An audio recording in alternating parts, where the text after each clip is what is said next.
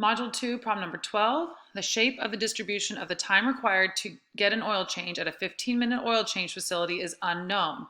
However, records indicate that the mean time is 16.2 minutes and the standard deviation is 3.9 minutes.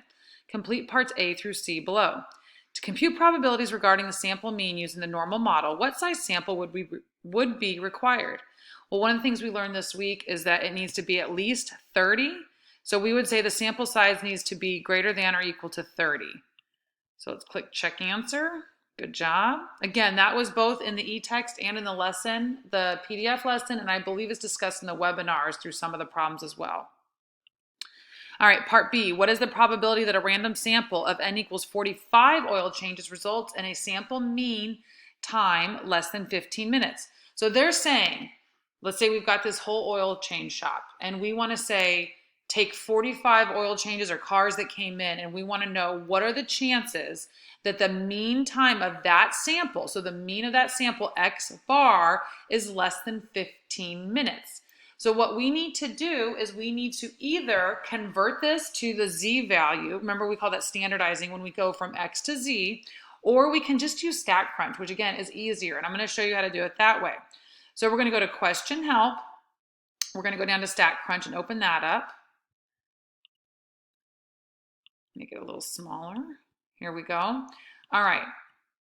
So we have, here's the thing though, we have a mean and a standard deviation that apply to the population. So what we need to do is first of all look at now mean of X bar. So that's mu X bar.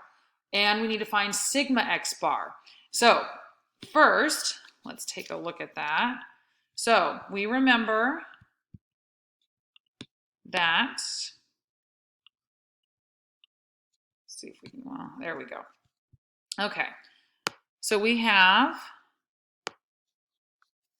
the mean of X bar equals the mean from the population. So in this case, we're given 16.2 minutes.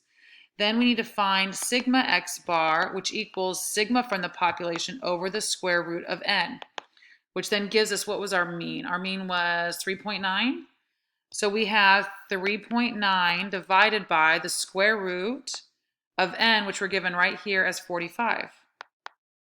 So let's put that into a calculator. Again, you don't need to buy a calculator. You can just use any, I just Googled this one. So let's do 3.9 divided by the square root of 45. We hit enter and we get about 0.5813. Let's go ahead and write 78. I'll just go out a few more. Not a big deal. So now that we have our new mean and sigma for this sample mean, we can go over here to calculators, stat calculators, go down to normal. See, again, I explained this in that video for module problem number 11, but let me know if you have any questions. So we're going to stick with the standard. Our new mean is 16.2 because we're not standard normal, we're just normal, although that's debatable. All right, 0.581378. And we're looking for, let's see what it asks us to do. What's the probability that it's less than 15 minutes? So that means we're looking for here x less than or equal to 15. Click compute. And that gave us a probability. So look, it's about 2%. It's pretty low. But let's look at this. It's going to be 0.0195. When we round to 4 decimal places, we're going to check our answer. Well done. Now part C. We have suppose the manager agrees to pay each employee a $50 bonus if they meet a certain goal. On a typical Saturday, the oil change facility will perform 45 oil changes between 10 a.m. and 12 p.m. 10 a.m. and 12 p.m.